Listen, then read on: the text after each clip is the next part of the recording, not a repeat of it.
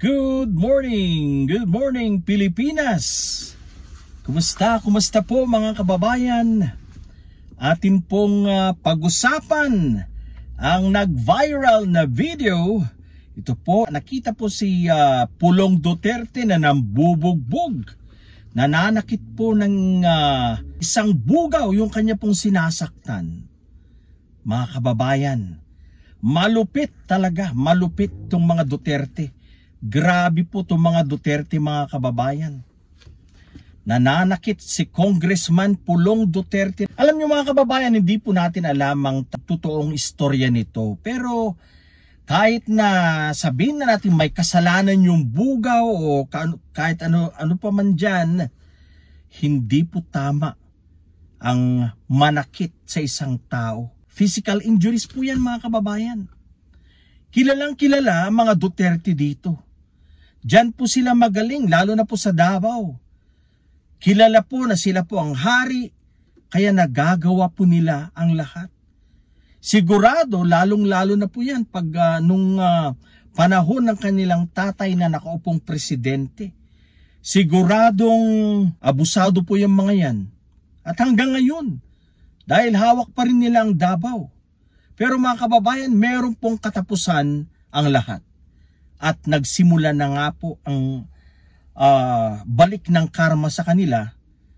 Nakakulong na po ang kanilang tatay at hindi po natin alam kung sino po ang susunod sa kanila. Remember mga kababayan, may kaso po ang ating Vice Presidente. May kaso din itong si Pulong Duterte na i-final ni former Senator Trillanes na magiging mayor ng Caloocan. At sigurado pong madadagdagan ang kaso ni Congressman Pulong Duterte dahil nga po sa viral video po na inilabas. Mga kababayan, hindi pa po natin alam kung gaano po katotoo pero malaki po ang ating paniniwala na ang video na ito ay totoo. Hindi po ito AI mga kababayan. At may salaysay nga po dito ang bugaw. Regardless kung anumang klaseng trabaho yan, kahit sabihin na po nating bugaw, pero hindi tama na hinedbat niya po. Hinedbat niya yung tao na yan. Hinedbat niya at parang blinaf niya po. Sasaksakin po sana pero yung ginamit niyang panaksak ay yung po likod ng kutsilyo. Mga kababayan, sobra pong kaabusado tong pamilyang Duterte na to. This is my message sa mga DDS. Bakit kayo patuloy na sumusuporta sa mga Duterte na napakabarumbado, ugaling kalye, mga bastos at mapanakit sa kapwa? Bakit? Bakit pikit ang inyong mata kahit alam nyo na sila ay gumagawa ng kamalian? Bakit? Ito ay isang tanong para sa mga DDS.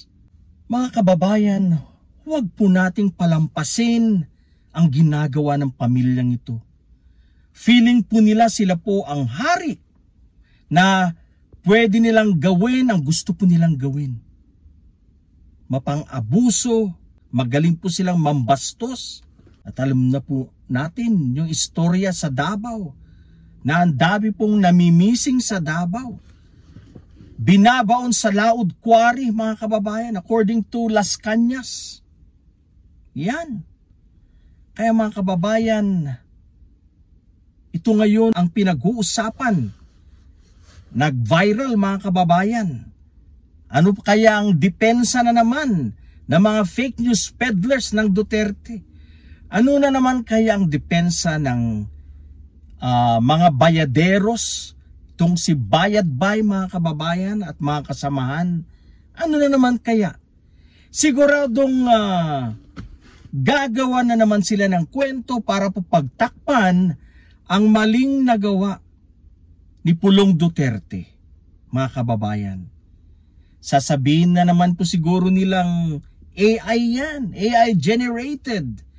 sasabihin na naman nilang hindi yan si Pulong Duterte. Gagawa po yan ng mga kwento para lang po mapagtakpan, to cover up tumpong kanilang iniidolong pamilya. Ganito na po kasama ang Pilipinas ngayon.